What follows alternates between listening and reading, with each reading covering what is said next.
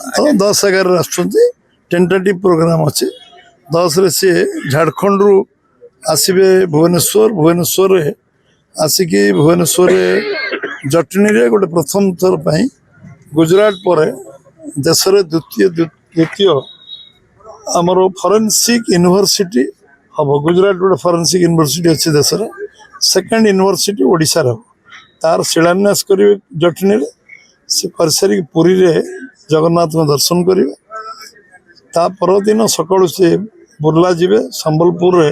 समरेश्वर दर्शन करेंगे सेठी शिलान्यास और उद्घाटन करेंगे पीएचडी पड़िया सेठू आसिक भुवनेश्वर से जनता मैदान रे एपाक अंचल सब शिलान्यास उद्घाटन कार्यक्रम सारी तापर से दिल्ली फेरीजे संध्या 2 दिन गस्त अच्छी टेन्टेटिव अच्छी चूड़ांत प्रोग्राम आसीगले मुझे जन सर आ गोटे कथा होची जेते हम देखिया गुजरात रे बांग्लादेश को तड़ा हला ओडिसा दिल्ली रे भी तड़ा है ओडिसा रे केबे पाली पड़ी अपेक्षा कर देखियो सब सब तार सब जिनस प्रक्रिया अच्छी